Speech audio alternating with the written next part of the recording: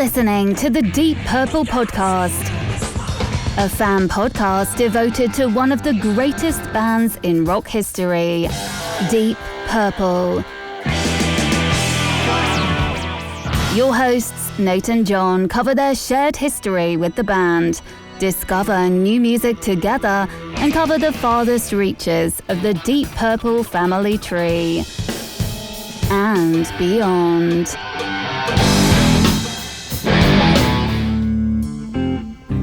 Here's Nate and John now. Welcome to the Deep Purple Podcast, a fan podcast devoted to one of the greatest bands in rock history, Deep Purple. Today's episode is episode number 349, the Deep Purple Christmas Special 2025, and coming to you from the suburbs of Chicago, where I have many home remedies. I'm your host, Nathan Beaudry. And coming to you from the chilly suburbs of Providence, I'm your co-host, John, the Kenosha Kickers Matola. And coming to you from Foxborough, Massachusetts, I am Rich, not Ralphie Shaler. And coming to you from the Arctic wind streets of Tulsa, Oklahoma, I am Scott, brand new old 45s Haskin. And coming to you from your local Southern New England Caldor, I'm Peter Gardo, your Christmas shopping elf, wearing material. And coming to you from some 7.6 miles as the crow flies from Pete Gardo, I am Mark. Can't think of anything at the moment. Roback. Nipplehead. Yeah, there you go. I don't know. That might stick. Well, there's that and Uncle John. Yeah. Oh, no. And in classic Dio last in line fashion, coming to you from the rainy, windswept streets of Southborough, Massachusetts, I am Steve. Stop saying I sound like Ralphie Coldwell. That's all, Nate. I don't think you sound like Ralphie. I didn't say you sound like Ralphie. It sounds like you could have been doing the voice. Oh, Ralphie sounds like Steve. Got it. That's well, different. No, just it sounds like, that's like the much way better. that I don't think this sounds like me, but I'm doing a voice. And I thought he was like, hey, I'm Ralphie. You forgot. Mirror. But I love the line about I'm not a rich man, and I ain't your friend, Rich, either. It's a good line. It sounds like something Steve would have written. Apparently, he was fielding. He's trying to reclaim this. Yeah. Oh my goodness! Well, welcome everybody for our annual company Christmas party / episode. Hey. Yes, just it's become a bit of a tradition here to bring everyone on, have some festive drinks. I've got tea, I've got lemon, I've got honey, I've got bourbon. So I'm sick. I'm sick as a dog drink. Basically. Yes. You're not feeling well, Nate? No, still not feeling well. Last time we recorded, I wasn't feeling well, and I don't feel any better. And I ain't your friend, Rich, either. Yeah, If he I don't had know. rhythm, he couldn't ask for anything more. See, I don't think Steve sounds like Ralphie. I've always thought he sounds agree. like I always thought you sounded like Andy Richter. Fair. Okay, yeah, I can hear that. I also get these. I have more than once gotten the looks like Andy Richter. Okay, yeah, I can see that. Yeah. You I could can enter see the that. all Massachusetts Andy Richter lookalike contest. Help me out. Who's Andy Richter? Oh, God. Oh I'm boy, shocked. Most He of the was episode the- is going to be us explaining references to Pete. explaining 35-year-old references to Pete. He is the Ed McMahon to Conan O'Brien's Johnny Carson. Now, don't ask who Conan O'Brien is. I know who Conan O'Brien Or is. Johnny Yeah, Carson. There we go. I also John- occasionally get the looks like Conan O'Brien, especially when my hair is in that state that Pete describes as me having CEO hair. Oh yes, I think Andy Richter is shockingly tall. I think because he's next to Conan, who's like a giant monster. Everyone assumes he's like super short, but he's a pretty tall guy. Well, I never watched Conan O'Brien because I got to the age where it was too late to stay up. Yes, So, but I reached in that age. college, For this it is was too late David to say. Letterman and Johnny Carson. There you go. That was 40 years ago. The good old days. All right. Well, before we get into it, I'm going to take a minute to just let you all know that the show is 100% ad-free and listener-supported. The only ads you hear are the recaps of ads that John or I have heard recently and complaining about them. But we do not have any ads on our show because our show is brought to you by you, the listener. You can join up on Patreon or on PayPal for as little as $1 a month. Support the show. As a patron, you get access to our patrons-only Discord, our rating spreadsheet. You get invites for our live stream episodes, links to submissions for all of our album rankings episodes, and access to our Too Hot for YouTube verboten videos that you can only catch on Patreon. And speaking of our patrons, at our executive level, coming in at the in memoriam tier, we have the wonderful late Gerald, Jerry, Kelly, and family. At the $25 uncommon man tier, we have Ovis Nakfi. At the 20 is plenty tier, we have Alan. At the 10-pound good doctor tier, Dr. Mike Catan. At the turn it up to $11 tier, Clay Wambacher, Frank Thielgard Mortensen, Mikkel Steen, Will Porter, PhD PP, and Michael, don't call him Bradford Bagford. At the $10 someone came tier, Ryan M, Jeff Bryce, Victor Campos, Better Call Saul Evans.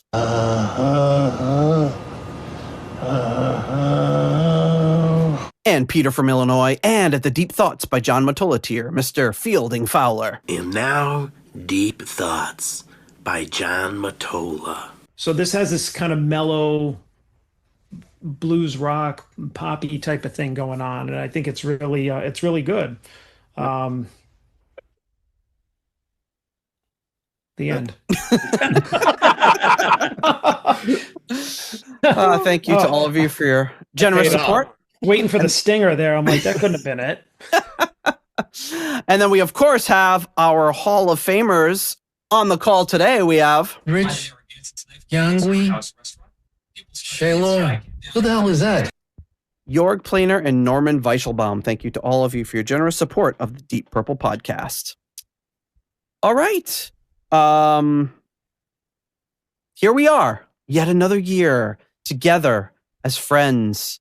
I believe we have some packages to open. So who wants to go first? I'll go first.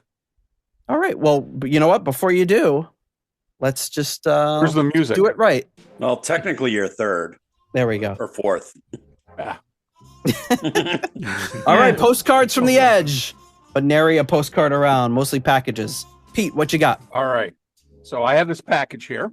I'm showing to everyone on channel 18. Right?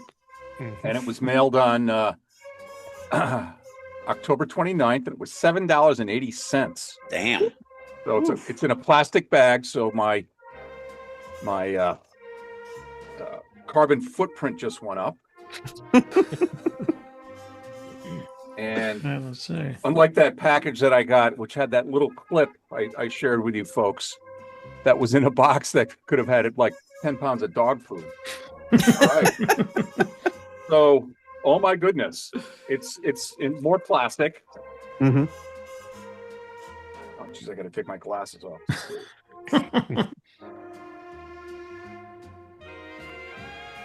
Oh my gosh, it is a purple Christmas Santa hat. Purple Santa hat. Kind of. I didn't give any instructions, so some of you already opened your hats. Sorry. And one of you. So we've got a 1 in 7 chance of getting lost in the mail here, apparently, because Mark did not get his. Oh, very stylish. Thank you, Santa. I'll wear this on Christmas in a couple days. Yeah, when you're working your shift at Caldor. Yeah, that's right. All right.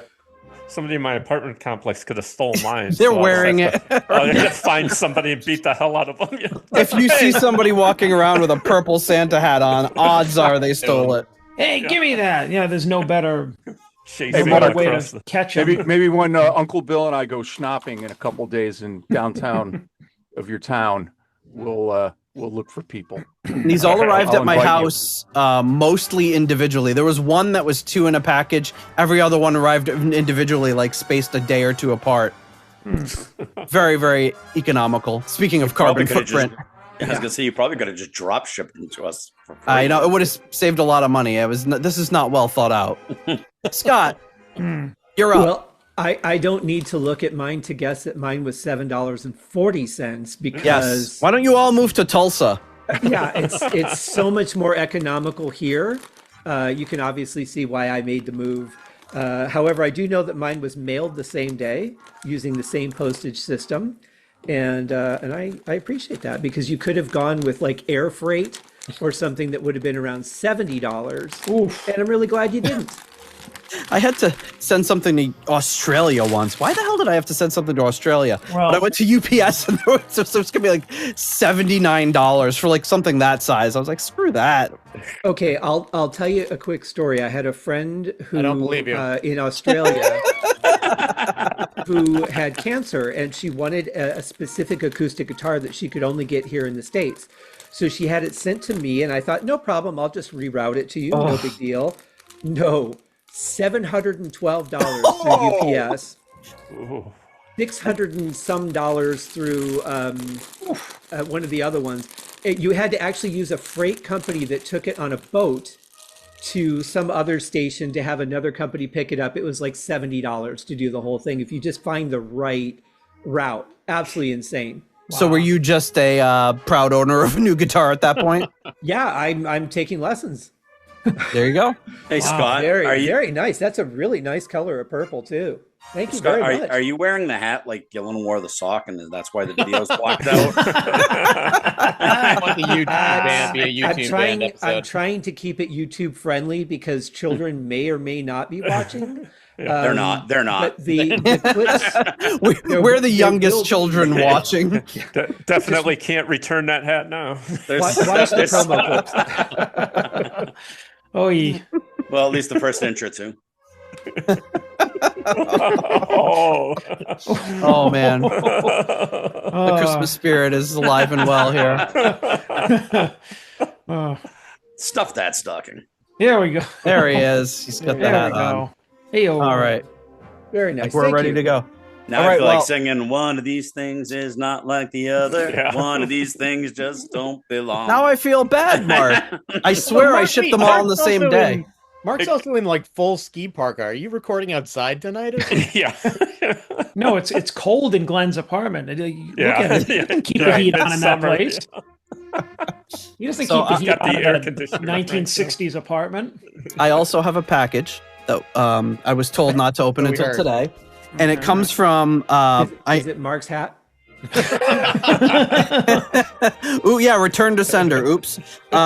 This only costs $2.72, and it's from the Chicago Business Leaders Cooperative. So it comes from, which is at West Addison Street in Chicago. So let me open this up. Somehow it was routed through Windsor Locks, Connecticut. So odd. All right, so we got a magazine of some sort. It says, Mr. Beaudry, as a Chicago business leader, you should consider paging through the enclosed catalog of exceptional Chicago private schools for those 3 children you have. It is best to have them in classes with Buffy and Ned, not those other children whose names are hard to pronounce and whose parents do not understand the nuances of Mary Long, and here it comes. As a Chicago business leader, it's your duty to keep up with the Joneses. While you're at it, trade in that non-pretentious Honda Odyssey minivan. Oh my, a minivan! And get yourself a European 7-passenger SUV that will show you are truly a certified Chicago business leader, for goodness sake. Your stature as a Chicago business leader should be as important to you and your children as it is for us, or else. Signed, Blaze Kupik and Raja Krishnamurthy. And I'm not going to show it because it's got my address on there. It's No names like Buffy. It's a 2025 Chicago private school planner. Okay. You know, I was really looking for somewhere I could dump all of my massive extra money I have lying around. This is perfect. So, Well, mister, I can mail $8 hats to everybody. well, if it weren't for the shame I would have felt at being like, never mind, and just piecing out, I would have probably done that. Believe me. Well, you know, I Nate can afford that kind of postage because he's a rich man, but he's not your friend, Rich. That's right. So Mark, did you capture that address? Capture that address. What's the address again? Oh, where this was sent from? Mm-hmm.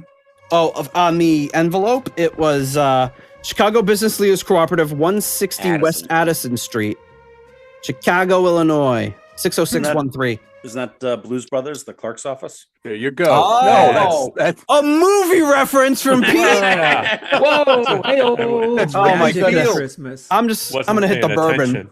Yeah. Unbelievable. very good, Rich. There's a all-time cause to favorite celebrate. The Oh my worst goodness. drinking Well- game would be take a shot every time Pete makes a movie reference.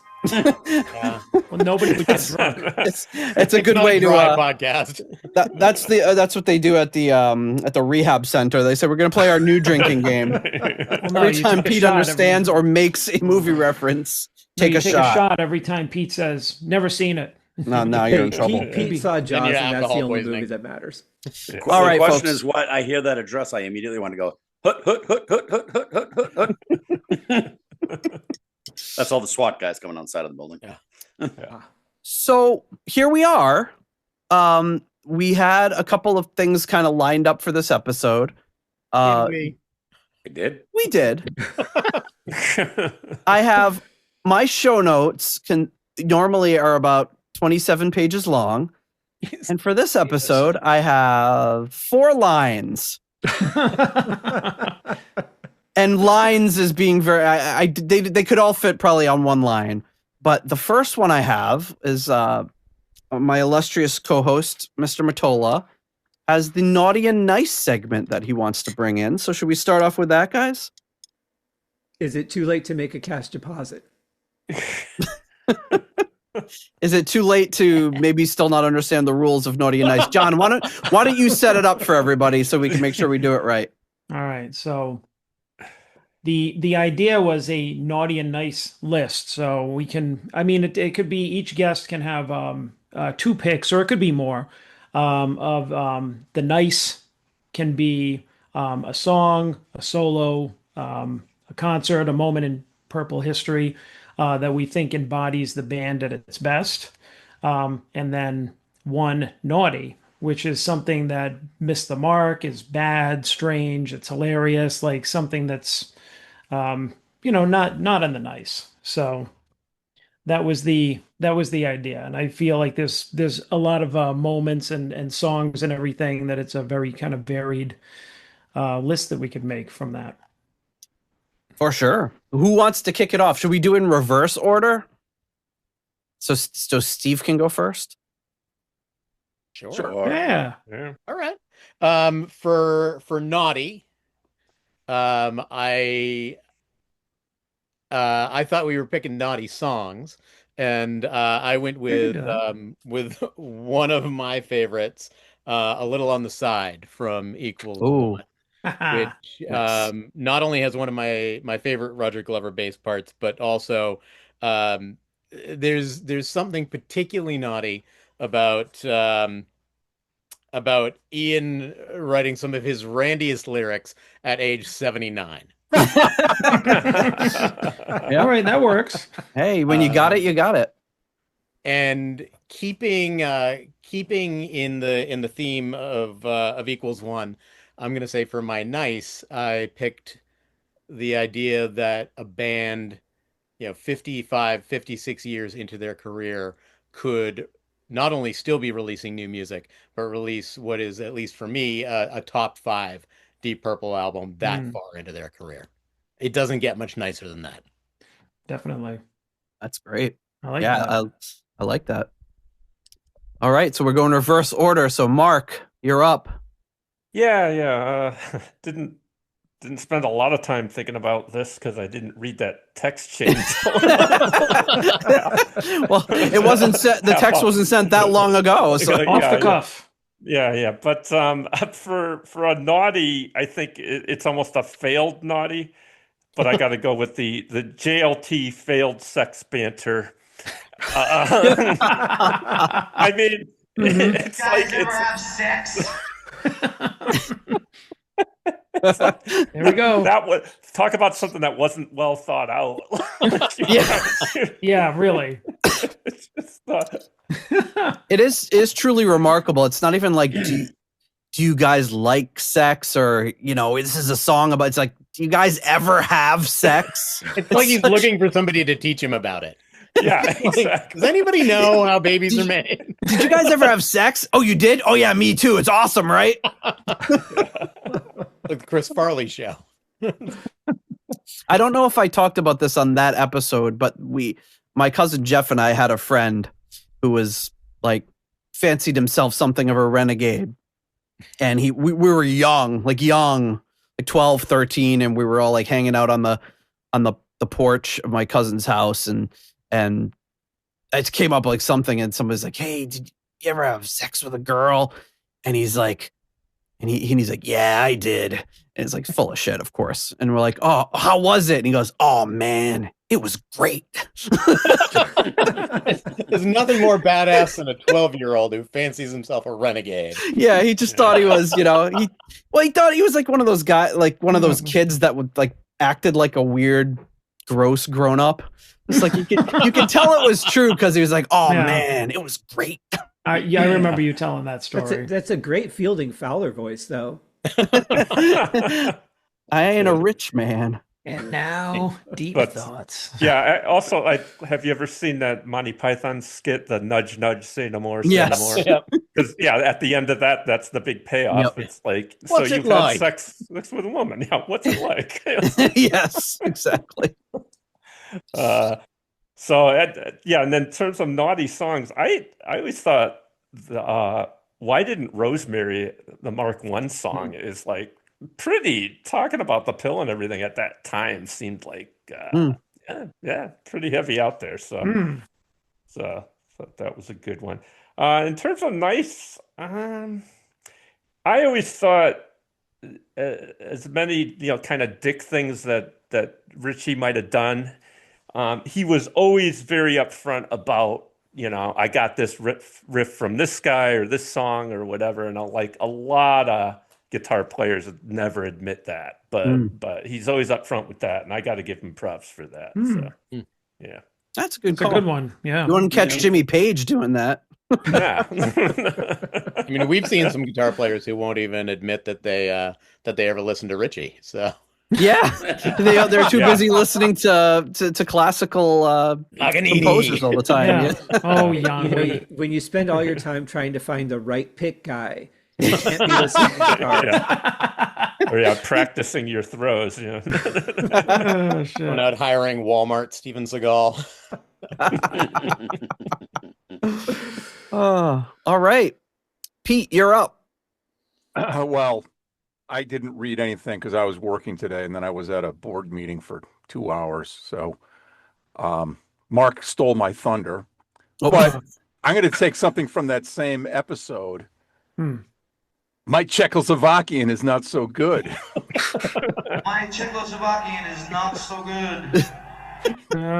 That is the gift that keeps on giving. Yeah. Yeah. These are not JLT. edits, folks. You should I just say got- JLT stage banter, Yeah. Yeah. I really like those rainbow LPs, bent out of shape and between the eyes and whatever the other one is. But JLT hits his peak of cringeworthy, which is if cringeworthy is naughty, then he wins. Okay. Yeah. And I would have to say nice was when this podcast came out, and I saw that Deep Purple was touring. It was going to be at the Indian Casino, and I bought 4 tickets, and it was going to be, I was like, okay, who the hell's going to go? And Jaime, my buddy Jaime, which you can catch on WRTC Saturdays at 2:00. He does a nice show. He was someplace, and I emailed John at deeppurplepodcast.com, and he never looks at it. So Nate had to freaking kick him in the tail. And Mark, myself, my buddy Heavy D, we met John on October 9th, 2019 at the Deep Purple concert at the we kind of knew who John was. Okay, he didn't know who I was from anything. All right, so I give him a lot of props for meeting strangers, and everyone on this call, including John, Uncle John, is I consider very good friends, and that was fantastic. And what brought us together was a Deep Purple concert and the Never Ending Tour, or the Last Goodbye, or whatever the heck it was. So I would have to say that is nice. Oh, Pete. Absolutely. Cheers. And yet another show that I was at with you guys that we didn't know that we were at together. That's right. Over Yeah, the years. Yeah. No, you pushed me out of the way in the men's room line. I might have, but I was after the show though, I was sitting at the Crystal Bar with Roger. So if you guys had just known me, you could have come and sat with us and had a drink. It's our fault for not having known you. That's right. I wasn't How there. dare you? How dare all of you? Did you guys talk about the Steve Morse concert at all? Just out of curiosity, that we saw a few weeks ago. I don't Not think we the talked It was about 2 it on the months show. ago. No, a Was little it bit. 2 weeks ago. 2 weeks. It's 2 Christmas. months? I'm retired. Oh, right. Oh, it yeah, was 2 months ago. Oh, 2 months ago. Yeah. That's Wow, right, so yeah. long ago. Back in October. Yeah. Did you talk about it? We did on I think just like a little bit. And I got a during one of package our other that I went through on the Yes. episode of all stuff from the show. So Because the great anecdote from that show was, Rich wasn't sure he was going to show up. We thought probably not. So we get to the show, and there's these guys sitting in our seat. That were as big as Rich. Yeah. Bigger, like these big, heavy duty guys, and first And not bright. not bright. They took a long time. This is moving naughty. out. This is I naughty. hope they weren't considering a patronage before that. Yeah. We didn't. I don't think we gave him any cards. No, but they took like a while moving out, and then they moved out and then went back into the seats. We didn't know what was going on. They all came out. And then I went in and sat down expecting the rest of you to come in. And instead they all started filing back in. Yeah. Yeah. So anyway, they finally left and we were sitting there, and then I don't know, Pete, you want to describe what happened next? Yeah, so the show's going on, and Steve Morse is a very good guitar player, but my ears were glazing over because, sorry guys, it all sounded the same. And all of a sudden, to my right, which is on the aisle, I thought one of those big guys came back.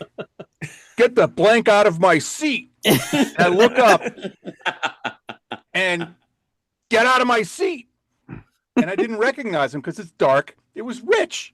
And I shaved my beard his off. Crap on his face. All right. Yeah. He was wearing his little, English motor car hat. All right. And it's like, oh, it's you. Sit down. It took a minute though, because I grabbed him by the shoulder. I'm like, hey, you want to get the fuck out of my seat? And his head snapped like quick. And I saw the look in his eyes like, hey, he's gonna fucking hit me. Like he doesn't know it's me. And so I sat there for a second and he was like looking at me, and then I saw like all of a sudden like, oh, it's you. And honestly, I don't think any of us are used to babyface Rich, so it just looked like a member of the Dropkick Murphys or something. I thought it was one of those guys that came back based on their behavior. That's what I thought like, too. That Absolutely. was funny. Yeah, like they had a few drinks and it's like, oh, let's kick those guys out of their seats. They got up their courage to kick us out of our seats. Yeah. I just love that after the 150 texts of I don't think I'm going to make it, guys. Let me arrange your tickets, guys, and making sure everybody had their tickets. You showed up anyway. Yeah, me and Scott were the only two not there, and it's I'm not gonna make it. I can't make it. I'm not gonna make. Gotta sell my ticket. Not gonna make it. And then all of a sudden, the next thing you know is a picture of Rich at the show with everybody. Well, it's like, what did I? Listen, and I in think fairness, I was at I work, was late. so I missed I a bunch. was I was like, what did I miss? Classic We Rich. tried. We did try to sell that ticket too. Yeah, I did too. I mean, that honestly, I had to leave a little bit early, and even then I was a little bit late. but had I sold the ticket, I mean, I would have just sold the ticket. I wanted to go, but for me, the main reason to go was to see you guys, and I was kind of missing out on that part of it. So as much as I wanted to see Steve Morse, it was more important to see you guys before the show to me. So I was like, I'm going to miss that. What's the point?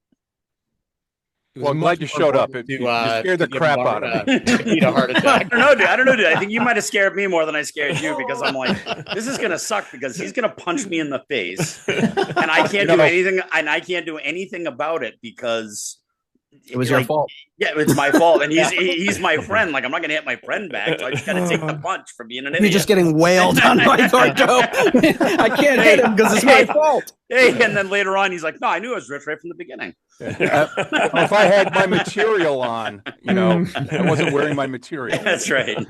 Saw a side of Pete we never saw before. I kind of want to know how Pete would fight, though. I mean, would it just be like an all-out, just lunge, badass looking? I think it's the old timey like this. The two fists up in the Marcus air of Queensberry. I think he'd be great at Taekwondo, those long arms and legs. Also, because of the way the theater's built, let's be honest, Rich's crotch was right at elbow level. Oh, yeah. And on that note, Scott. Naughty and nice. I don't know how to follow that. I will say, though, that I am a little bit behind myself. I have 591 unread text messages. 590 are from this group. He only just found out he was going to be on this episode. I just found out that Rich is going to the show. But yeah, so I'm going to go with nice first, because my naughty might be a little controversial and based on the episode that aired last night. But for nice, I'm going to say last year when when half of the people on this call all met up in Detroit and got to meet in person all for the first time and got to go see two absolutely phenomenal shows of Deep Purple at the top of their game. I guess Yes also performed. And if you want to call it that, enjoyed hanging out and driving across state lines with John, and it was just an absolute great time. Yeah, it was. I mean, I hit him in the trunk when we crossed into Illinois, but hopefully there's no firewood. I wasn't sure if it was like in the middle of California where there's just like a fruit stand security check for no reason whatsoever. But no, it was an absolutely just fantastic time. And then for my naughty, you guys on the episode last night that aired, which was the Come Taste the Band 35th anniversary release. Also, I want to point out there is a 2 LP vinyl version of that misses the bonus songs that are on the CD. So that's like the reason that you would buy it. Yeah. Why? Because it's 2 CDs. It's the album. It's the because it's the remaster and the remix. I was like, why did they space the album out onto 2 vinyls? There's 2 songs on each side. Put it out some reason. Track order. Whoever the naughty part for me is whoever decided to not put "You Keep on Moving" as the last track. Dude, just stop being involved in anything that requires thought. I mean, that is just the dumbest decision. But also, may I suggest for next year's gift, and obviously, we'll find a way to save you some postage, Nate, maybe like a no Czechoslovakia, no purple shirt would be good. No Czechoslovakia. I'll have to get to work on that. Yeah, I don't think it's a controversial naughty. I think that was a misstep. I don't know why they made the decision to do that. Yeah, it's such a perfect ending. And I mean, at the time they wouldn't have known it was the end of the band, but it sounds so final. Like this is the end of everything. I knew you would hate that in particular. So perfect. Oh yeah, absolutely. Absolutely. You've talked about that before. Yes. All right. You predicted it on the episode that there's Did I would really hate this. Yeah, definitely. That was when I was looking at that, because I had forgotten, because I haven't listened to it in a while. I was like, oh yeah, they mixed up the track order, and like what? Well, I guess we talked about it enough on that episode. I won't belabor it. But Rich, you're up next. Well, I wasn't really understanding this whole concept, but I'm glad you guys have all gone. And it showed me exactly why I need more time to prepare to think things through. But Pete, you actually hit one of the things I was thinking about saying for nice, which was the fact that we have all somehow from all our separate universes collided into this group, which I also feel are my good group of friends. So that is definitely a nice, but that's not my nice. My nice was the Mach 2 reunion, a Mark II reunion. The only thing I wish is that I had been a fan of Deep Purple prior to that, so I could have had that same enjoyment that old school Deep Purple fans got to have, like, oh my God, they're getting back together and being excited about it. And I mean, I got to experience that a little bit when Steve Morse joined the band, but I can't imagine what it was like to have been a fan, and then I can't believe it, they're getting back together with Richie Blackmore. That lineup is getting back. So that would be my nice, I think. It was nice. See, I made a good choice. Also nice was that I got to experience Nate Beaudry's handling of hot beverages. Oh boy. But naughty. So I did the obvious, and then Steve said I couldn't, which was Gillen only wearing the sock to quote hang with Harrison. So that was my original one, but then when he said I couldn't use that one, I just said we couldn't all use it. All right, good point. Yeah, there you go. You got it. You claimed it. Yeah. I was gonna go with the bogus Deep Purple. Yeah. Very, very, very naughty, and Very naughty. Look what it did to our poor friend. He can't, he can no longer sing or think about Deep Purple because of it. He lost all rights. Yeah, but somehow he got in the Rock and Roll Hall of Fame, and Nicky did not. No. Yeah, So that's weird. All right. That's a naughty too, actually. Yeah, there's a lot of those. Yeah. I emailed Nicky the other day, and I haven't heard back yet. I hope he's okay. Hope things are going well for Mr. Nick. As an aside, with the Rock and Roll Hall of Fame, I read through the stuff that happened. Well, you sent something out about that guy, Jim Jack Black. Yeah. And, Jack White. That guy. Wrong name, wrong color. Classic Gardo. Yeah. okay, okay. Jim Black is a guy I know from a vendor. I'm sorry. Who is not in the Rock and Roll Hall of Fame. That's right. Jim Yet. Black is not. But it's becoming very weak, and all the people are now dead that they're putting in, like Joe Cocker and Warren Zevon and stuff. That I think they're just deserving. But it was great that and that was kind of nice too that they all went into the Rock and Roll Hall of Fame, 8-10 years ago. But without Nick Simper or JLT is a shame. No, I was okay with JLT not getting in, but Nick Simper deserved it. Yeah, you ever have sex? I would put Steve Morse in before I put JLT. Imagine if JLT said the same thing at the induction ceremony. Hey, anybody here? While he was parking people's cars? Yeah. By the way, Nate, you have to grab the audio of Pete yelling, "You ever have sex?" so you can use that on the in the show. Oh yes, I've got it isolated now. I was talking to Jen about that last night because she said something about, I didn't even realize Chubby Checker got inducted, and I was like, Chubby Checker? I mean, come on. I mean, listen, I don't deny the twist. It's sensation, a great song. Like, I would put him in the One Hit Wonders Hall of Fame, but the guy had 11 songs about the twist. What else did he do? Like, does he really need to be in the Rock and Roll Hall of Fame? I think he did the Bird too. That wasn't Chubby Checker, was it? No. Everybody the bird. If he did that one, I would be. Was it? Then you'd be sold. No, that was somebody else. The Trashmen. Yes, trash. Oh, okay. There you go. I don't know. To what Pete was saying, like, we had this discussion the other night, and I happen to be I'm a big fan of Jack White. I think he's great. I understand he's not everybody's cup of tea, but he's had quite a career and tons of albums and tons of different bands and influenced a whole new generation. And he's been out for 30 years putting out music. So I get it. But Chubby Checker, to me, if he was going to be in the Rock and Roll Hall of Fame, he would have been in there 30 years ago. Like, he was eligible 30 years ago. What has he done since then to earn the distinction of being put in the Rock Hall of Fame? But then I also point out that I think the Hall of Fame only exists so people will complain about it and talk about it, and that's like their whole gimmick. So I'm not going to talk about it anymore. But Nate, where do you stand on be Jim sure to Black? mark the calendar, though. November 10th, 8:25 p.m. That's when you inspired Scott to do his Jack White podcast. I'm on it. Steve, no, I've already it's got the December spreadsheet. 20. It's December And he's- 20th. And he's going to do right, it next December 25th.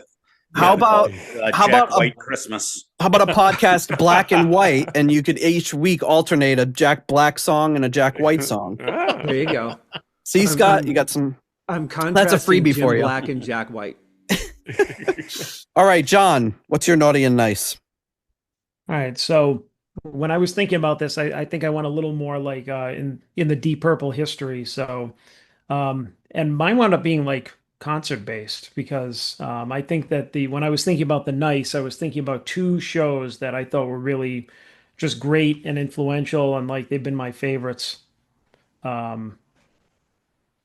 forever, which is that Denmark 72 show, which was like I think the first time I saw Deep Purple perform like at all, like any version of them, which I still think is like an amazing show. And the fact that it was just like so clearly recorded, the visuals and the sound and everything was just like mind blowing that it was that, when you have other bands from that era where their catalog is trash, in terms of people recording stuff and preserving it. And also the California Jam 1974, just a couple of years later, the same band, but different members, like bigger stage show, just a whole different vibe, and still just as just as electric as that other show. Like both of them were just so great in their own ways, and those were like two different high points like early on in their career. So I think those were definitely two big nices for me. All right. So naughty. There's a couple of other ones. The one that we recently, Nate and I were recently discussing was Last Concert in Japan. Yes. Very naughty. Oh, good call. Very Very naughty. Shame. I mean, you had like a lot of editing, like spelling Tommy Bolin's name wrong on it, like Glenn Hughes calling it awful, Tommy Bolin not being able to play, and then dedicating the goddamn album to Tommy Bolin. It's like, oof, what a kick in the nuts! Like, Remember your yikes. worst show? I'm honoring you. Yeah, exactly. It's just like who signed off on that? Who thought that was a good idea? They should have done Last Concert in Liverpool and released that show. The other one, I mean, I wanted to. There was another one that I was like kind of tied with, which was the Blackmore's "Come Hell or High Water" meltdown in '93.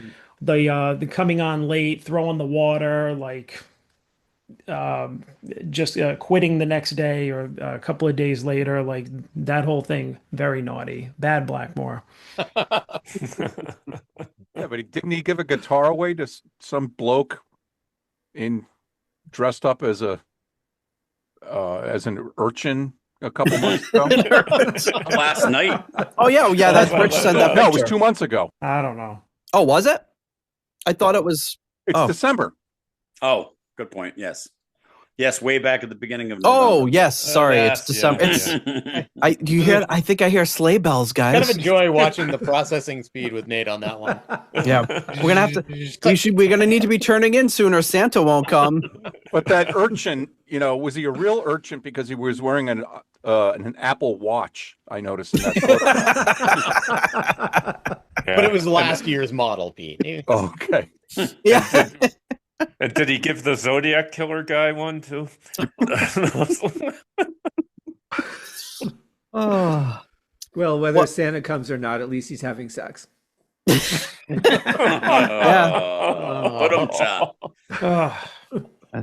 I saw mommy kissing him. We're definitely not. Well, getting we know he's coming down the chimney. So Nate, I had a completely different. When John proposed this a while back, I was thinking we were just gonna like pick songs. Okay. So now that I've gone last, I've heard a completely different. I have a completely different concept of it.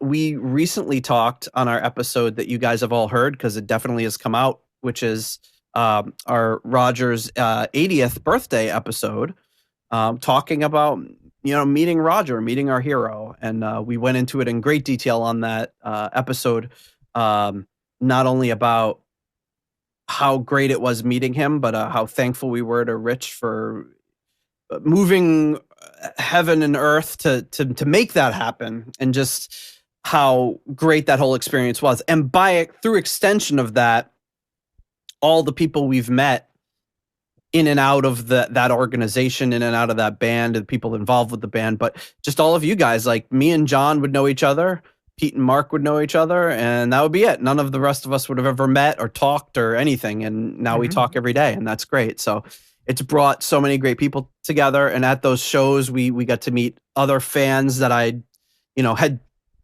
seen online or something, and be like, oh, I remember that person there. Now I'm seeing them in real life. And it was great. And it would be really good to kind of get back to do maybe one more thing like that, or hopefully many more things like that. Seeing some of those guys again in a condition that was, because we were still kind of like heavy into COVID at that point. So, the band had to end up canceling shows, and people were all wearing masks. So it'd be great to see that and to have that come together again. And then for Naughty, I had some, I wasn't going to go with my obvious pick of a song. I thought John was just going to say Place in Line and have it at that. But no, I wouldn't be so obvious. If we're talking about naughty songs I was thinking from a bad standpoint, but if we're thinking from a naughty standpoint, I think it doesn't get much naughtier than Mitzi Dupree.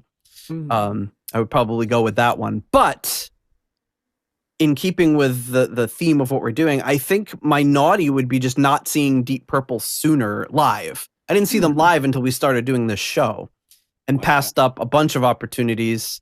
The fact that I never got to see them with Richie and John is just stupid, given that I was a fan then, and they were around then, and they were playing, and I just was like we've talked about on the show before, I was a teenager and just, I'll do it again. There'll be plenty of other opportunities. And of course there weren't. Plenty more opportunities to see Deep Purple, and luckily taking advantage of a lot of them. So yeah, naughty, shame on me for not having seen them. And then shame on John for having seen them and forgetting he saw them. Forgetting.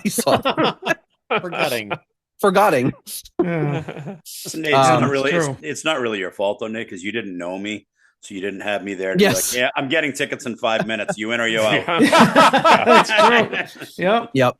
Yeah, that would have definitely upped to the ante a little bit, but I would have thought that you would have picked doing it tonight, but I have to say it is kind of hard to compete with Mitzi Dupree, because anybody who can shoot ping pong balls without a gun, that's not bad.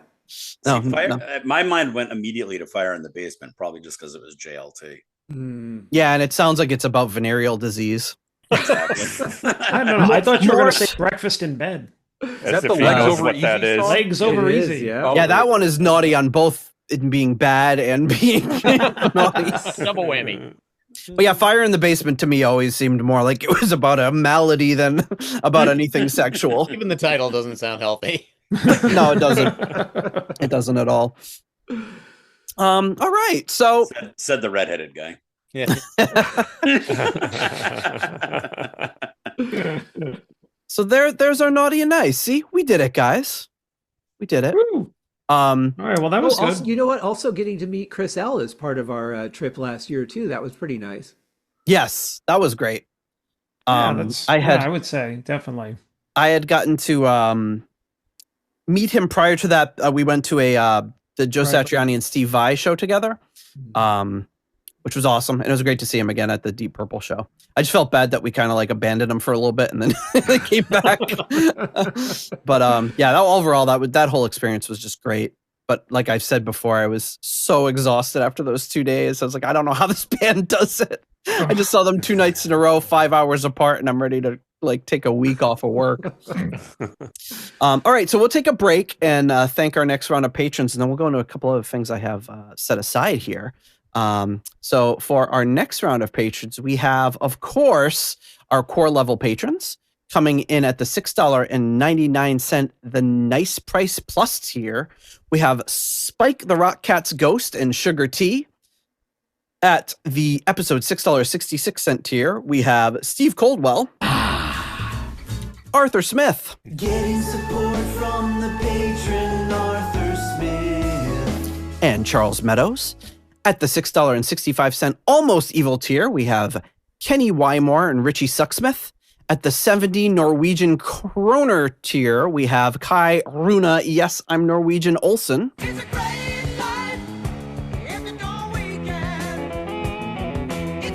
At the €5.50 tier, we have Merline Rota. And at the $4 Lucy 4 tier, we have Duncan Leask. Mashed potato, mashed potato, mashed potato, mashed potato, mashed potato, mashed potato, mashed potato, pass the mashed potato and stop. At the That sounds for you, John. Oh. Oh. God bless us, everyone. That's a so Christmas cute. gift. And that was the greatest gift of all. At the, forgot to mention it, the $5.99, the Nice Price tier, we have Robert Smith and Adrian Hernandez. Crucial Hernandez error. At the $5 Money Lender tier, we have John Convery, German Heindel, Jesper Elman, Alexei the Perfect Stranger Slepikov, Kev Roberts, Scott Zerns, Cynthia Doobie. And here we go. Raf Calf. My Czechoslovakian is not so good. Coyote Bongwater.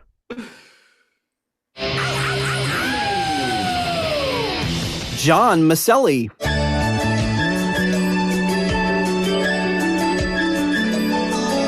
I got a feeling about this season. Pennant fever. Sarah Sanders. No, Kelly Clarkson. Jelly Bean. Evan Robeson. Purple Swede. Norwegian, I think. I'm sorry, Norwegian. Oh, no, Sweden. Oops. And of course, Ralphie Lee. I'm not a rich man, and I'm not your friend, Rich, either. Come on, can't you see Steve saying that? I just saw Steve I saying did that. just see Steve saying Yeah. that. he lip Never synced. lip reading. Yeah. Awful You've never well, seen the two too. of us in the same place. You go to And I your would closet know and if I get your did, mostly overalls. because of him. Actually, that Ralphie guy, I think he was sitting in one of the seats at Steve Morse's.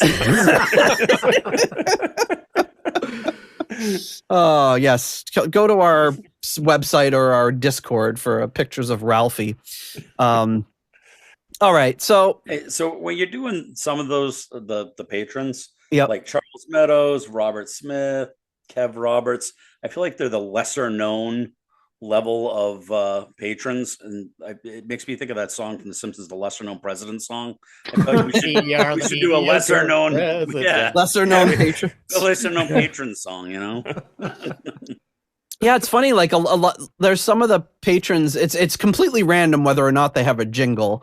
Just whether or not like something just sticks or comes up, and then it's also like some of them just constantly email or we're DMing all the time with stuff, and some of them are just like kind of like, well, here's your money, I'm just gonna listen, which is kind of cool. Like it's like whatever you want, but it'd be great to hear from more of them. It'd be great to hear from all of you at the holiday season. As we Just get remember, ready. it was Hall of Famer Rich Hale that gave you guys three of the shout out. We gave who the shout out? The three I mentioned. Oh, that's true. That's true. Yes. So I had a couple other, like, just when we were just kind of throwing out ideas, and one of the ideas was, well, we could do a quiz again, but John was still reeling from last year's defeat, and has yet to turn the con over to Scott. So That's right. Yeah, so I went on to I logged into my Kahoot profile for the first time in a year, and what the hell is that? That's what. It was the strip club in East Hartford. What the hell is that? Yeah, Kahoot, exactly. Kahoot is the where he program gets we it. used to make that quiz last year. No wonder he Oh, lost. He wasn't yeah. even using that. He was on a different site. Yikes.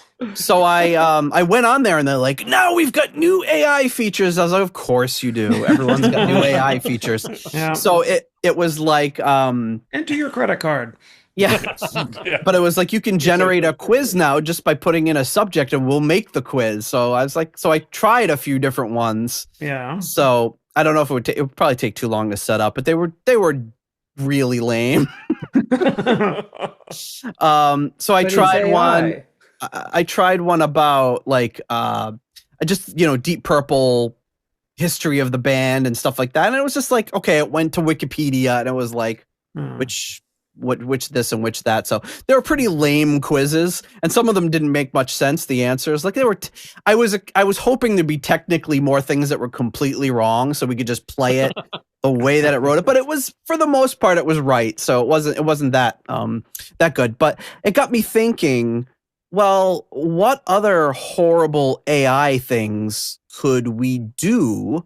Because I think it was last year or maybe the year before we generated some like Deep Purple Christmas photos that were horrible. Yes. I'm still laughing at those. Oh my God. So the latest version of Photoshop comes with this AI feature where it does generative AI and it'll make photos. So when you do the generative AI, it gives you like 3 options. It's like, here's 1, 2, and 3 of the prompt that you gave us. So I gave it the prompt, the band Deep Purple celebrating Christmas together. So you want to see the 3 photos that I got? Yes. Yeah. All right. So here's photo number 1. Get ready to laugh.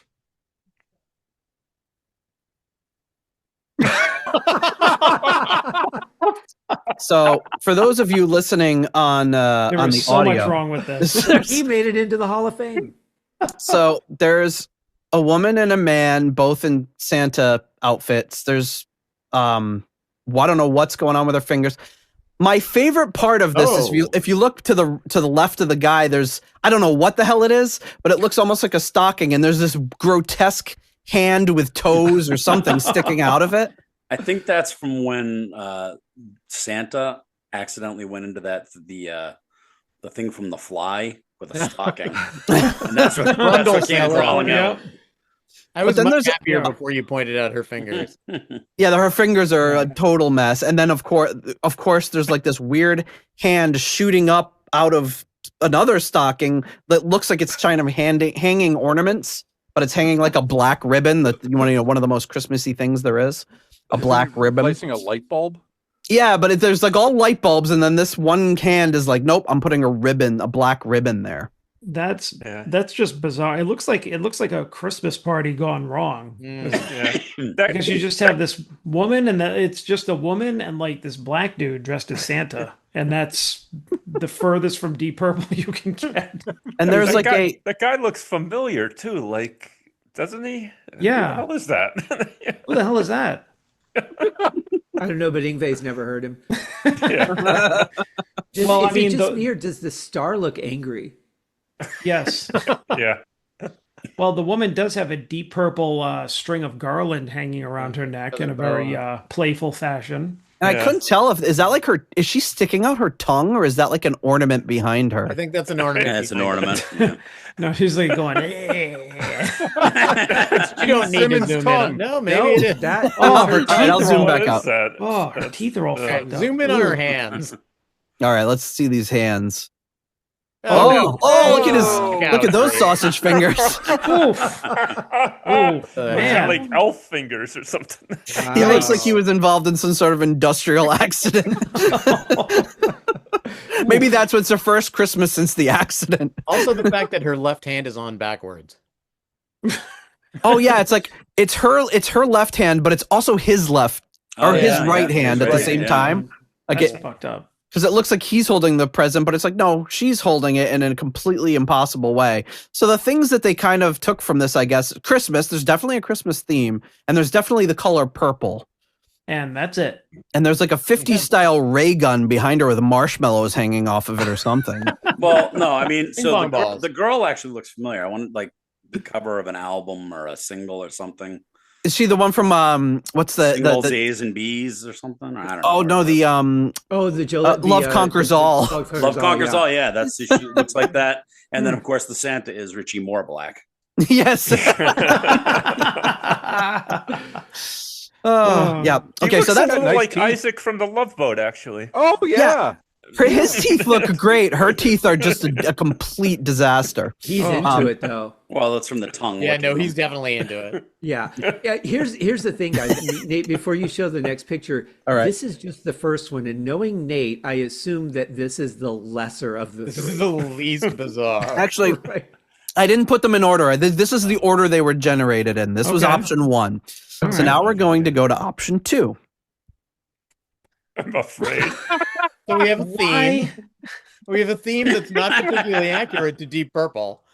No. Yeah, like the last one we did, it was all like just like a bunch of like old kind of like white guys in a band. They looked like old British, just like British rockers. old crusty British guys. They look like the founding fathers. And these are like these are just hip black people just like having a great time. It's the same guy on the right. It is, yeah. Yeah. Who on the right? The same Richie fellow from the Moore-Black last picture on the right. Yeah. Oh, it might be. Yeah. It might be. Yeah. So It's here, the I love Santa, yeah. I love the little banner hanging at the top. They're like, they've seen too many happy Ps. birthday banners, so they just put a bunch of Y's and P's up there. Just Y, it's like Y Y, P P P F P P P Y Y. I thought that was their Roger attempt doing- at a Deep Purple logo. No, it's Roger doing his intro for you, his promo. The guy And on the is that left is holding some sort of drum. Yeah, and did her elbow go through it? Her elbow might be in the drum, yeah. I hate to point this out, but the guy in the middle with the tie, did he wet his pants? What's going on down there? He's very happy about supposed to be a Christmas. shadow, but Yeah, maybe. But yeah, well, let's go with that. This is then- already What's bizarre going on enough. with her left shoulder? Her left shoulder is let's Is let's it zoom shoulder in. or is it booby? Yeah, see, I thought it was Oh, booby. she's got a boob hanging out, but her literally boob is side like by boob. her. It's like on her shoulder. I think it's also, like don't check out her fingers either. that's some her very boobs on her neck, off-centered cleavage, and her hand is a mess, of course. That's quite She's throwing the gang though. signs. And the guy that She- was Santa in the last picture, his left hand looks as though he has like a claw on from some. He actually wrapped it into the gift. Yeah, Jesus. yeah. It's the ribbon for the gift, and he was wrapping it really quick. He's like, "Oh crap! I got to go to that party." Going with it. Here, take this. Open it. I have to stand right next to it. It's like when the Three Stooges wrap themselves in stuff. That knucklehead. And the guy in the middle, what the hell is he wearing? Is that like supposed to be deer antlers? I think they're supposed to be deer antlers, but it looks more like have you ever seen one of those that you wear, but it's like crab eyes, so you look like a crab. Oh, and you wear yeah. Oh, Mr. little- Krabs from that Uh. TV show with. Oh, careful. You know SpongeBob? Oh yeah, my Mr. daughter would Krabs. watch SpongeBob. Mr. Oh, Krab, okay. right? Is Mr. Krabs the most recent pop culture reference we've ever heard Pete drop? I think it might be. I think so. I think it's got to be. Maybe he's Unbelievable. supposed to be like a Christmas Playboy bunny, like a Barbie Benton reference or something. But the Christmas colors here, like the backdrop is purple. That's about it. And The suit. like the woman in the middle and the guy all the way on the right are at least wearing like reddish stuff. But the other two aren't doing anything Christmassy No, Well, other than the crab. other than animals. wetting their pants. other than He's got just showing the up. little drummer boy, maybe. Oh, Oh, yeah, okay. that's what I well was done, thinking. Scott. If that's Yes. a drum or a wastebasket, I'm not.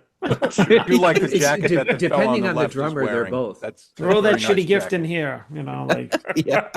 But what about the Christmas tree? It looks so mushed and mangled, doesn't it? Yeah. And those ornaments are huge. They're like the size of volleyballs. yeah. Yeah. You guys gotta AI, watch you've the done it YouTube again. feed on this. I know this one's not going to get banned, but you guys gotta watch the YouTube feed for this. Seriously.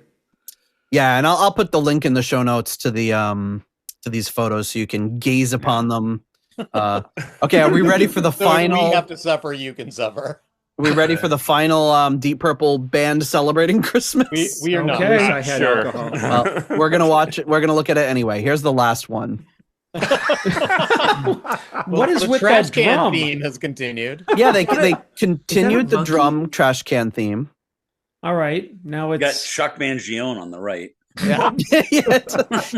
He's holding what looks like it might it's like almost Part of a the saxophone. tambourine. Or It looks like a saxophone to me, or Yeah. Oh yeah, it looks like it could be like a brass instrument or something. Yeah. Does a woman have a codpiece on? I don't know. I It's mean, an iron. yeah, it does. It looks like an iron, like the iron side of an iron. Yeah. I like to think it's like a cod piece, like she shows up like Blackie Lawless. Or it's like one of those chastity belt that's like it's made got out of a studs. cheese grater. Yeah, That'll work. That's And, quite like, the watch on the guy on the right. Oh yeah, AI loves to do watches. Look at that. oof. Oh, it looks like a big wad of chewing gum or something. He just had a hunk of silver. It looks like he burned just. into his arm.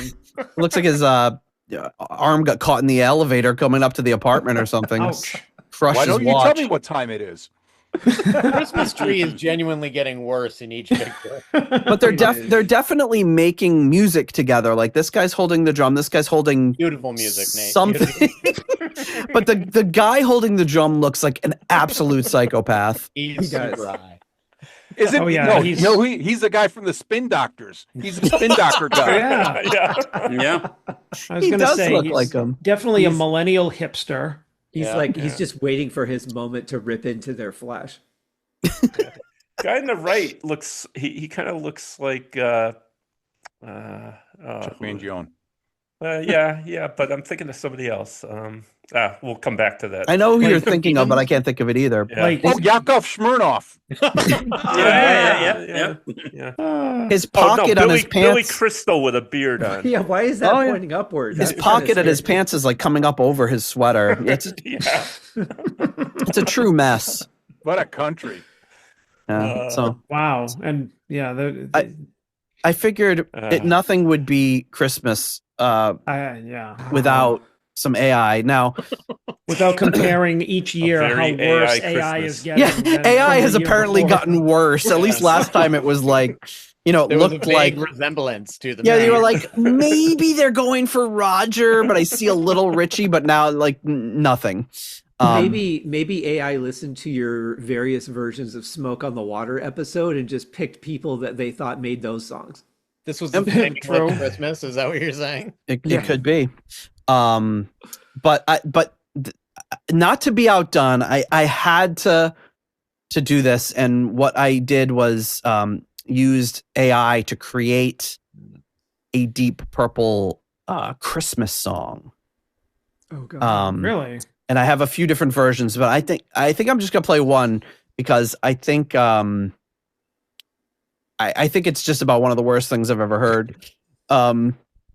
Okay. So the prompt I used, let's see, I copied and pasted the prompt because I was like, I have to remember what I wrote so that you can keep this in mind when you're hearing what actually got generated. So Okay. this says a hard rock Christmas song anchors heavy drums, overdriven guitar riffs, and solid bass lines with jangling sleigh bells woven throughout. Verses ride on driving rhythms while choruses push dynamic harmonies. The bridge explodes into a punchy Hammond organ solo, followed by a fierce guitar solo. The lyrics are about the history of the band Deep Purple, as well as the different members the band has had over the years. Oh dear. And I think I will read that verbatim to you after you hear the song. Okay. Yeah, so here we go. But wait, This- did you say in the style of Deep Purple anywhere? I didn't. I just said a hard rock Christmas song. Okay. So let's. All right, so it's about Deep Purple, but it's not supposed to sound like them, right? Oh, I think you'll find it is about Deep Purple Okay. in a very specific way. All right. So here we go. In the beginning, Deep Purple was created.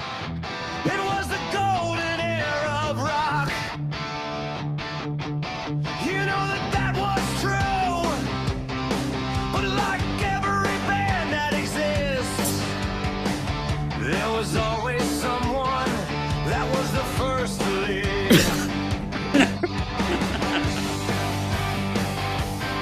I don't hate it. You will. This really is like a Jack Black song. Yeah. Do it. Evans left the band. He was replaced by Ian Gillan. In 1969, Nick Simper left the band. He was replaced by Roger Glover. In 1963, Ian Gillan left the band. He was replaced by David Coverdale.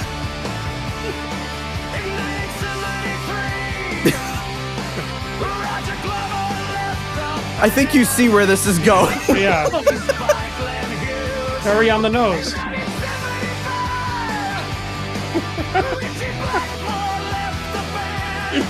It got more dramatic.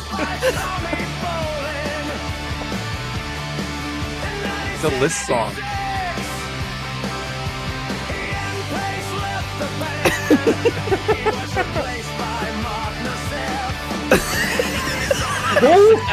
Mark Nosif.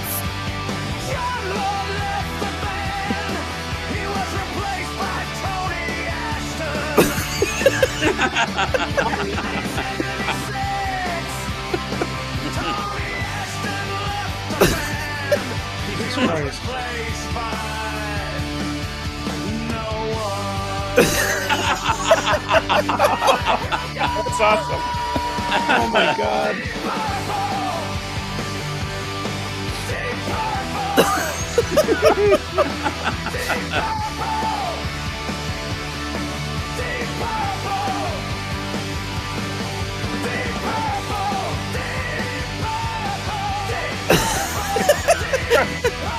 Really? He's singing it with a lot of heart. I'll give him that. Oh yeah. Oh my God. with the Mark II lineup. And everything was perfect until they started recording.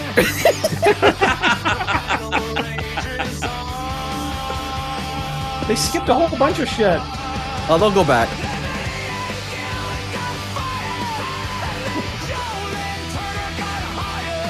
Oh, that's good. That was good. That was all right.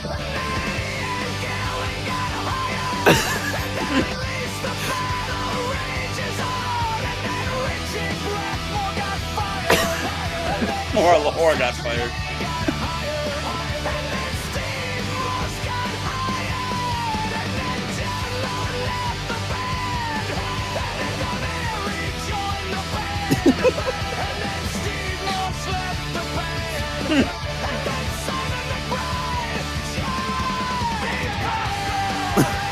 Wow.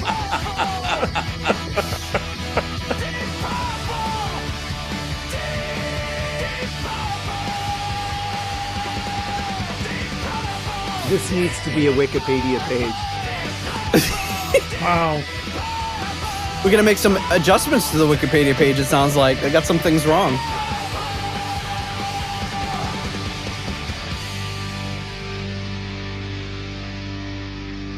Wait, where's the keyboard solo? Yeah, where's the Hammond solo and the driving guitar solo? And where are the sleigh bells? And where? Do it in the style. Where's of- the Yeah, there were truth? no okay. Where Where's is the truth? Where is Kinda the loved it. Christmas? There's nothing about Christmas in the song at all. Nate, are we going to rate this song? Yeah, sure. Yeah, I'll give it 5 AI jingle bells. Yeah. I think it's. Yeah, I'll put you all down for a 5. I I actually hate to now admit that that I enjoyed that a lot more than I thought I would. Wow. I gotta be honest. I particularly liked Ian Gillan got fired and Joe Lynn Turner, Turner got hired. and then Joe Lynn Yeah, Turner got Joe hired, got fired, and then Ian Gillan got hired. Yeah. And That's Richard pretty may good. or may not have gotten fired. I like how he Yeah. rhymed hired with fired and Yeah. fired with hired. I mean, it's pretty Swift, yeah. upon listening to it again, I think maybe it might be the best song that we've ever played on this show. Was it my imagination, or for the first Richie Blackmore got fired or left the band, it was like more dramatic, like there was like a crescendo. Yeah. I'm just sad at how long they went without a keyboard player. Yeah. Yeah, and they put people in the band that weren't even like in 1976. They were done. I like in 1976, Ian Pace left the band, and then Mark Nassif joined the band, and then Tony Ashton joined and then left, and then it was like, I like the end was replaced by no one. No one. That was actually kind of like haunting. I was like, ooh, oh my goodness. Then what was the sound of a chainsaw? Oh my God, I should have made specific reference to bring up the bogus Deep Purple. I will say he was a very passionate singer, though. Oh yeah, an AI singer like that. There. Yeah, Nate, what program did you use to generate this? What's the heck's the name of it? Was it Sora? AI. DPAI. Was it Sora? DPPAI. It wasn't Sora. It was what's the name of it? Suno. Oh, Suno, yeah. Yeah, and in fact, I had done something for Christmas last year with that program, and I was like, this is just a bunch of crap. And then when I saw this, I said, well, let me log back on and see if I could do something with these prompts. And so apparently they have this, it's all depending on how much you pay. I just did the free version. So I bet I could do something even better if I paid. It's hard to imagine you could top that. But there's the version 5 preview. So it gives you 2 versions using version 4.5, and then 2 previews of 1 minute using the newest version 5. And this, Scott, I have to play you the 1 minute preview because this is spooky given the most recent, or one of the most recent episodes there was of Smoke on the Podcast. And I think this will speak to Scott right away when I play it. But this is the 1 minute preview of the version 5. This is the excellent one doing the Deep Purple Christmas song. So listen to the lyrics, Scott. You're going to like this. So this is Mark 5. Of the program, yep.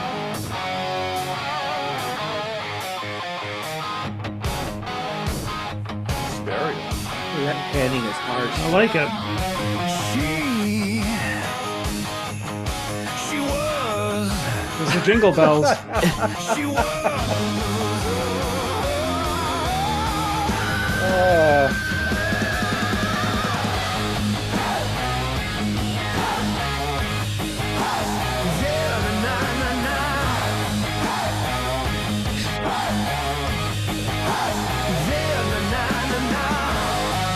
Sensing some JLT in that vocal.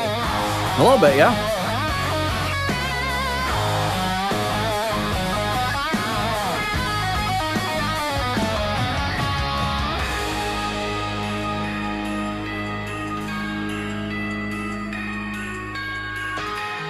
That little part did sound like it almost was going to an Ezrin era type thing, maybe. But I couldn't believe it because Scott did the song She Was and talking about how much she didn't like it and how repetitive it was. And then I put this on and the Deep Purple Christmas song was all She Was. Of all the Deep Purple things in the entire world to pick from, it's unbelievable to me that it selected that, especially after that episode came out just a few days ago or maybe last week or something. I wonder if it just looks for recent things or like the first thing it finds and latches onto that. Or maybe it like looked at the whole sum total of their lyrics and was like, well, the thing they repeat the most is na na na na na from Hush and She Was. And that's why those 2 things are in there. It's the only thing I could come up with. Wow.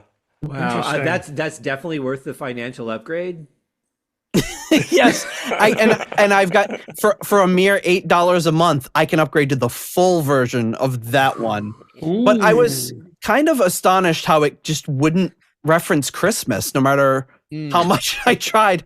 I just kept saying Christmas and sleigh bells and all this and nothing. And then I did one more. I'm not going to play that one, but I was like, no, like I was like Deep Purple, celebrating Christmas, doing the things you do on Christmas, opening gifts, having a feast, mention the members of the band, which it definitely got on the first one. But this one did not mention any members, and it was just another train wreck. So, well, it got the genre right. It did get hard rock right, and I got to say the guy's vocals were very convincing. He put a lot of passion into it. The instrumentation was kind of what you'd expect from a modern hard rock song, but I couldn't get through to the sleigh bells. I was like, I want to hear sleigh bells. And no solos. I couldn't get a Hammond solo or a guitar solo. Although that one that I made did do it, even though I said don't. So the very first lyrics of the first one, what does it say? That as always, there's one guy who's the first to leave the band. Yes. Or something like that. Yeah, but there's something like there's always. I'll have to. I'll put the lyrics in the show notes. But yeah, there's always one guy who's the first to leave. That's the part that felt most Jack Black to me. It was actually kind of Jack Black. It was just this saying things that were really dumb. Oh, there was one other thing in the. I'm almost wondering if I should play the other one I made about them celebrating Christmas, because there was one really hilarious part in it. Sure. Yeah, Are we up for before we wrap up for one more AI song? Well, hold on. Okay. You want to do your next? We're always up for one more AI song. Our next what? Do your patrons, your next set of patrons. Okay.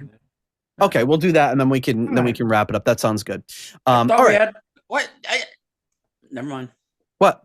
Nothing. Just having to do all this prep work, and now you're going to just yank the rug out from under me. Whatever. Prep work for what? Oh yeah, we had that other segment we were going to do. You only had 4 Figure it things out, written Nate. down, You're the Nate. program manager. All right. Yeah, we'll do that, and then I think we will do that, and then we'll perfect, because we got time. And Okay. then Rich left the party. Yeah. I'll have AI write a song about the order in which we leave this call.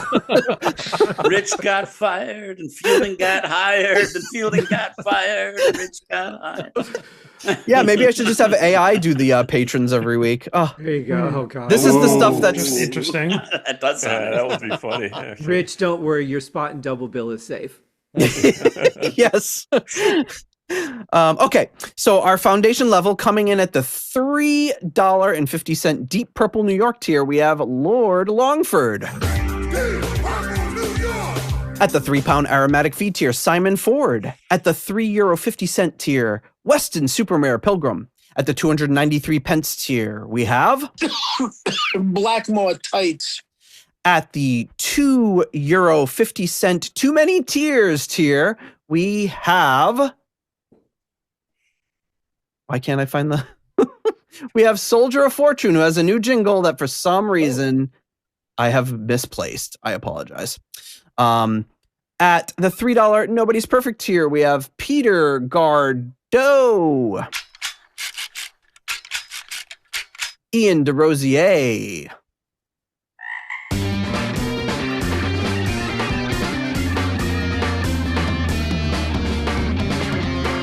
Mark Roback, Stuart McCord, Ivan Fjordbu,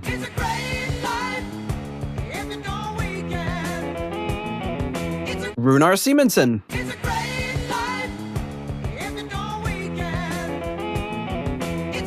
Ruinous Inadequacies, Corey Morissette,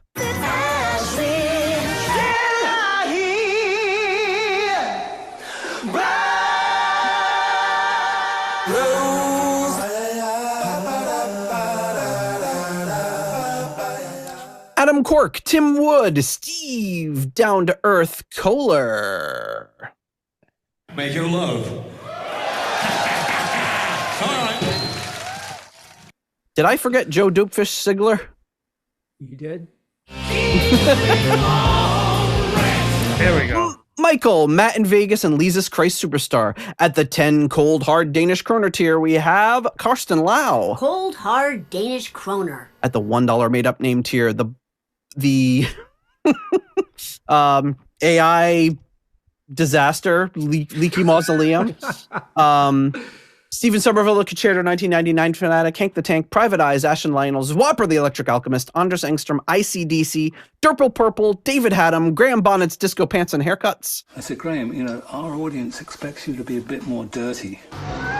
Disco pants and haircuts. Second Blues Brothers reference. I'm just going to put my guitar across his head. Eddie Lyon. Homosexual. And Sick Tone. Just about to close up the library. Thank you so much to all of you for your generous support of the Deep Purple podcast. All right, so I think clearly before by Ian DeRosier's clip, AI is not learning from existing music, because that was a way more killer keyboard solo than the one we didn't get. yes, it was a lot better than the non-existent one. I'll give you that. It was a real keyboard solo. Okay, so we did have this other segment that we did plan, and I guess we could do it in reverse order, or we could do it in the same. We could do it in the order we were announced, or the order reverse, or random order. Do we want to do random program order? manager, pick it. So many choices. I know. Okay, And Peter you gotta Gardeau play is the going to go music. first because What am I doing? Yeah, what is this segment? You know, we wouldn't have this problem if Jonathan Hedlund was here to tell us what to do. That is true. He's take charge. We need somebody like that on the show. So the idea was we're going to cast one of our favorite Christmas movies using members of Deep Purple or the extended family in roles in that movie. And that doesn't mean you have to put every single role or every single member of Deep Purple, but what would be some obvious things? We're going to let Gardeau go first because chances are he's seen the fewest Christmas movies. And we'll let him pick one so we don't have any repeats and he doesn't have to scramble. All right. So which movie are you casting? Well, it's not a movie, it's a TV show. Okay. And it's The $6 Million Man, a Bionic Christmas Carol. I have a folder on my computer of all like TV specials. I do not have that one, so I'm going to make Well, a that note. was not a special. That was a regular scheduled, episode of. Right, of like course- yeah, I have like Christmas episodes. I need that one.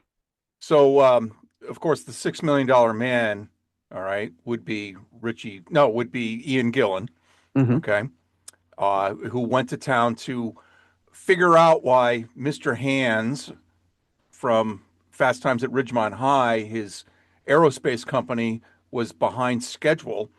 And so Mr. Hand would have been Richie Blackmore. All right. All right.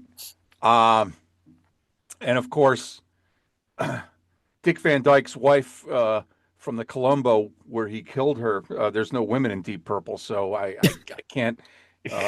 You go do Candace. That doesn't work. And then there are a bunch of kids, and but that's enough. So everyone, go watch A Bionic Christmas Carol, because it's great when Steve Austin, the $6 Million Man, uses his bionic finger for the Ghost of Christmas Future, carves out Mr. Hand's gravestone. Pizza's probably the only one that you're going to need to watch the thing first. The ever iconic $6 Million Man Christmas episode. A Bionic Christmas Carol. A Bionic Christmas Carol. I like But it. the thing is in syndication, they always cut him. They cut out that section where he's inscribing the gravestone. Why? Is it offensive? No, it's because they want to For sell time. more, Prevagen or something. I'm going to have to find an unedited version for you. I have the DVDs upstairs, so come on over. Oh, all You right. always watch him over Zoom. That's right. Scott, who are you? What movie / episode of a TV show are you going to recast? I'm going to go with the WKRP Ghosts of Christmas Past episode. All right. And I'm going to cast as Arthur Carlson, the station manager. We're going to go with Richie. Mm. And the three ghosts, let's see, for the Ghosts of Christmas Past, we're going to go with John Lord because he's very fatherly. I think he'd be a good one to do that. For the Ghost of Christmas Present, I think Roger Glover would be good. And for the Ghost of Christmas Future, you got to really push the limit a little bit and you just pit that classic Richie-Ian feud. And so I'm going to go with Ian Gillan for the Ghost of Christmas Future. And then as Les Nessman, JLT. I could go with JLT, but I just for some reason I'm picturing Ian Pace with a Band-Aid running around. So I'm gonna go with Ian Pace. And for Jennifer, obviously, you got to go with Candace or Simon and Drag. It's gonna be like the old days. All the men are gonna play all the women roles. Yeah. All right, Steve. I'm also going with the Christmas Carol, but I'm going with the old black and white George C. Scott edition. And I was very specifically inspired by how they look on the cover of Turning to Crime. And I'm going with Ian as Ebenezer Scrooge. Thank you, Mark. Appreciate it. Oh, wow. Nearby. Ebenezer Scrooge, Ian Gillan. As much as he may have been one of the loveliest human beings I've ever met, I'm going with Roger Glover as Marley. All right. Steve Morse as Bob Cratchit. Don Airey as Tiny Tim. Ian Pace as the ghost of Christmas Present. And then the ringers that I'll bring in. Candace Knight as the ghost of Christmas Past. And in his silent, dark ominousness, Richie Blackmore as the ghost of Christmas Yet to Come. I like it. So I will just pipe in there. I actually that was one of my picks. I thought Blackmore would make a excellent choice as the ghost of what is yet to come. Just has that great pointing. Exactly. The pointing, he's silent, he doesn't say anything. And when they ask questions, he refuses to answer. and if he's he doesn't go on till dusk. Right. That's right. And That's right. He's Yeah, but dressed didn't in you the get can't your let you go sign? garb. He has to be last. There you go. Yeah. You Nice. got your sign though there, Rich, didn't you? I did. I got mine signed. Oh, you're a Deep Purple coaster? But he'd have Mine to be is not signed. dressed like Death Alley Driver or the Can't Let You Go video. Right. See, I thought of the Christmas Carol too, but I was thinking Richie as Scrooge and just Roger for looks as Cratchit. And maybe like Tommy Bolin as Tiny Tim, but I didn't really think much more beyond that. So I actually had Bolin as Tiny Tim too because of his gimpy heroin slept on arm. Oh no! Ooh. Well, at least you put that tastefully. Yeah. Keeping it classy. Boy, a lot of with the Christmas holiday Carol spirit. going on here. Yeah, a lot of Christmas Bionic, Carol. Black and white. Rich, are you gonna? Was that yours, Rich, or are you? No, going I to- have no. I kind of Okay. was all over the place because I didn't really understand the assignment. So I just sort of. None of us did, so don't worry about it. I thought we were just supposed to pick like one role for one person. You know what I mean? Not like a movie. And so I had a few that I went through. I mean, the obvious choices were Gillen as baby Jesus, obviously. Ian Pace is the little drummer boy. Oh, I like that. I like it. Richie Blackmore as the Burgermeister Burger. Yeah. JLT is the squirt gun that shoots jelly in the land of misfit toys. Nice. And my number one, Dio, is Miles Finch in Elf. Oh, yeah. Yes. Oh. Nice. Wow. Rich, you got to That help me was out. I never stanza. saw it. Never saw it. He's a dwarf. Pete has to watch 7 movies now to angry get all of dwarf. those jokes. Yeah. I almost went with Elf putting Richie in James Caan role, and then Ian Gillan as Buddy. Oh. See now, thanks to Rich, I just have visions of Ian Gillan wrapped in swaddling sock. Steve, Really? I'm still hoping I'm picturing Dio diving across the table. Hey, at you, as a matter of fact. No, aren't you there? You're in that movie. Steve, I'm hoping that you'll roll yours into George C. Scott in The Changeling somehow. Oh. All right, Mark, what do you got? So last year we kind of did "It's a Wonderful Life" type of thing, and then a lot of people hadn't seen that movie. It wasn't just Pete. So, but that was the one I thought of just because, like, I was racking my brain, and the first thing that came to mind is I don't know how many of you have seen it, but I think Close up the library. absolutely. So I think first off, it was like Ian Pace kind of looks like Uncle Billy, so he could do that. Of course, Blackmore would be Mr. Potter because he's mean, and he instead of trying to take over the building and loan, he'd take over Elf. Wow, that's good. That's good.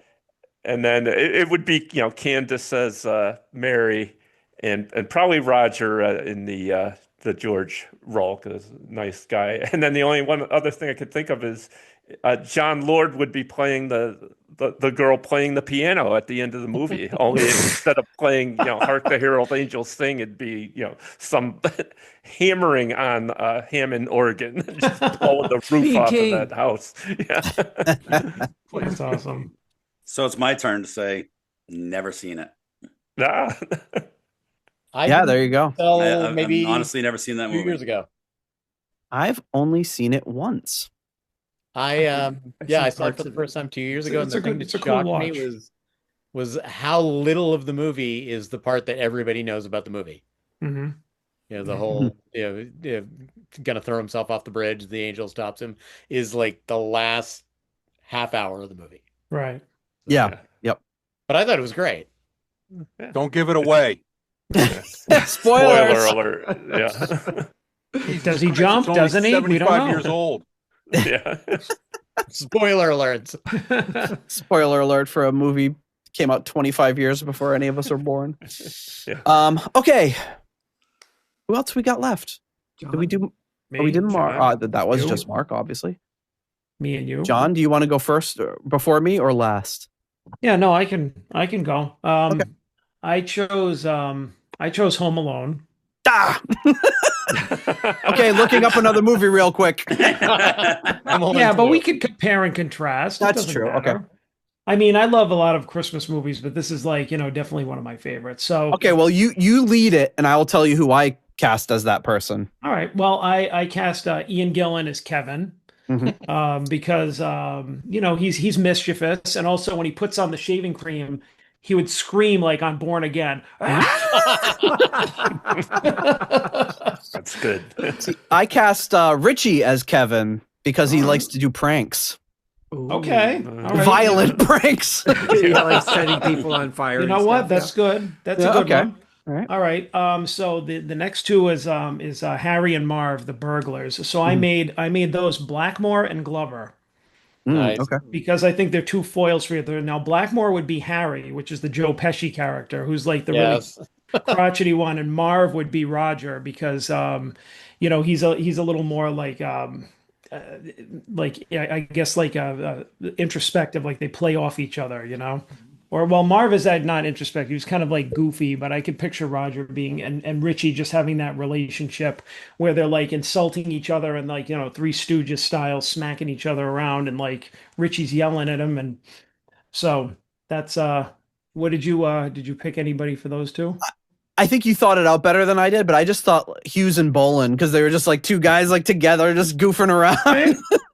But it doesn't really, the personalities maybe don't line up. And as far as who is who, I don't think it really matters if you pick those two. All right. So yeah, there were some that I didn't see that would fit, but I picked it was hard because there were two kind of like deviant type characters. So I was thinking JLT for Buzz, the older brother. Because he's like sex. Yeah, because he's overconfident, insufferable, but still kind of lovable at the end, and I don't know.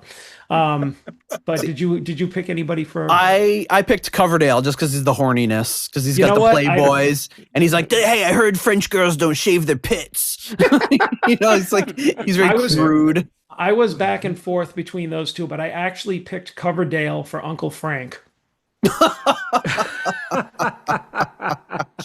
was trying to think of the perfect Uncle Frank, because he's kind of slightly sleazy, just I could picture Coverdale being very dismissive.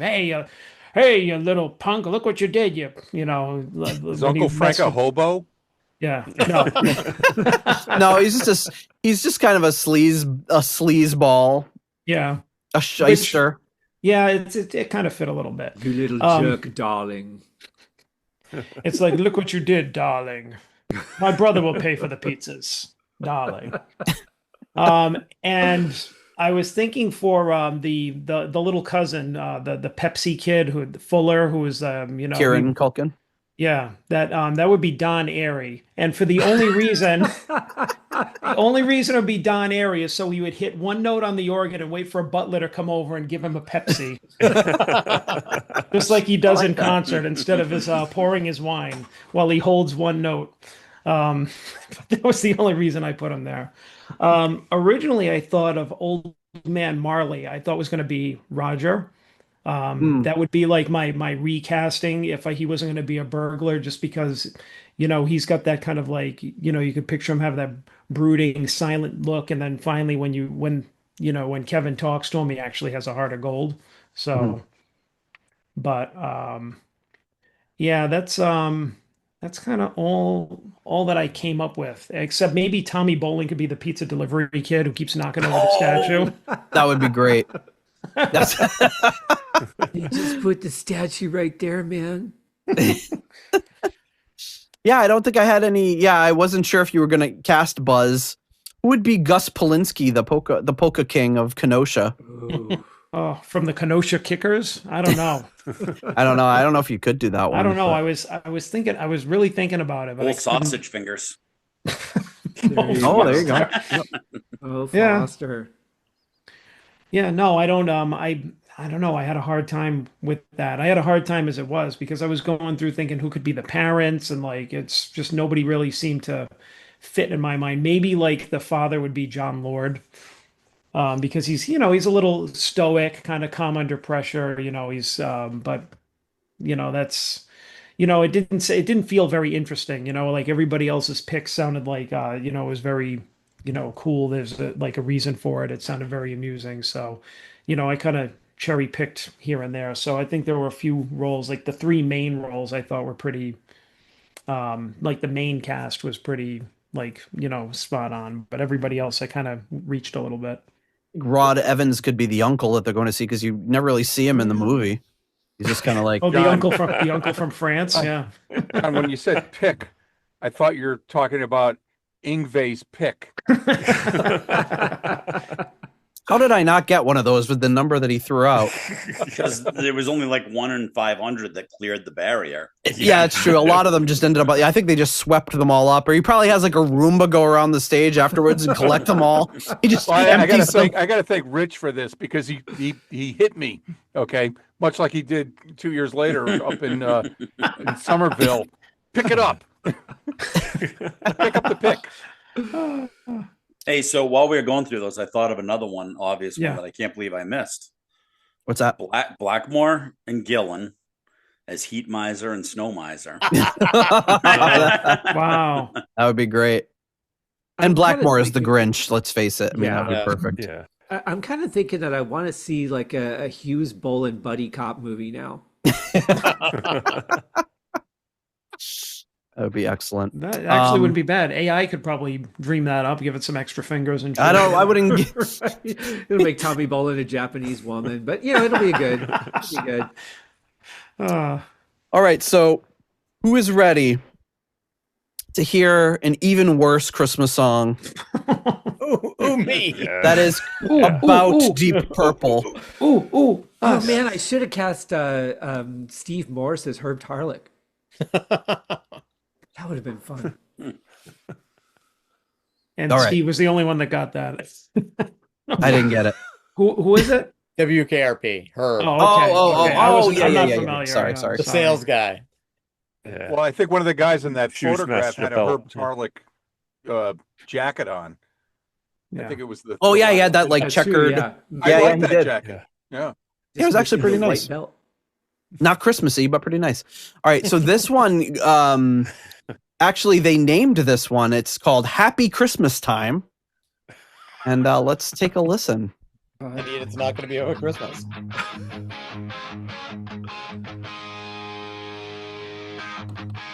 I got my first real. Oh, you know what? I'm gonna stop it because I forgot to tell you that the prompt for this, I don't remember exactly what it was, but it was basically the band Deep Purple celebrating Christmas, and I put in like doing traditional Christmas things, exchanging gifts, eating food, blah, blah, blah, blah, blah. So here you go. And I did say jingle bells and all that. Clearly. Yeah, you can tell. Frankincense and myrrh. And then Myrrh left the band.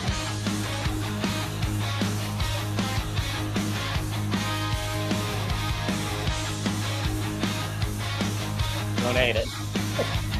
We hung the stockings on the chimney and we trimmed the tree.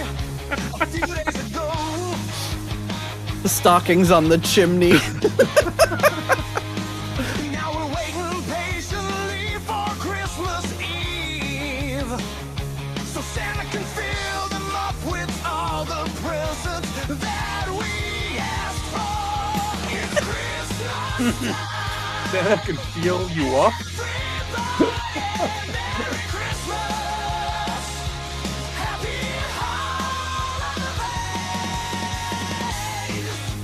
Nice drum fill there. I was really hoping he was going for Happy Hanukkah. I thought so too. Thought he was. Now we're listening to our favorite Christmas songs. Like this one. And we're having all our friends over to have some fun. How do you spell Bruce Springsteen? E-E-E-P. E-N. With a turkey, pumpkin pie, and fruitcake.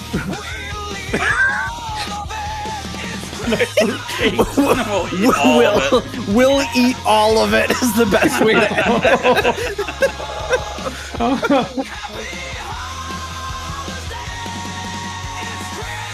That really would have taken over the top if they said Happy Hanukkah.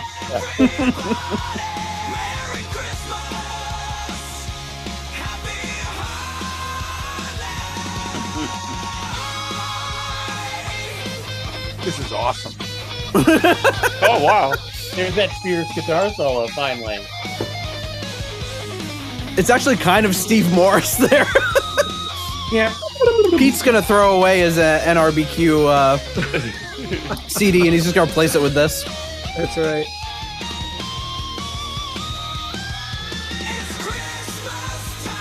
Wow.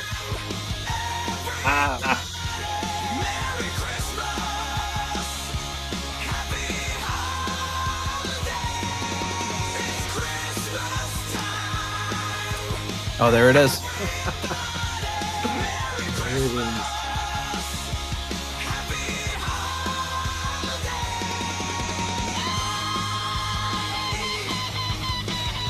Still does not like the Hammond organ. At least he got some guitar.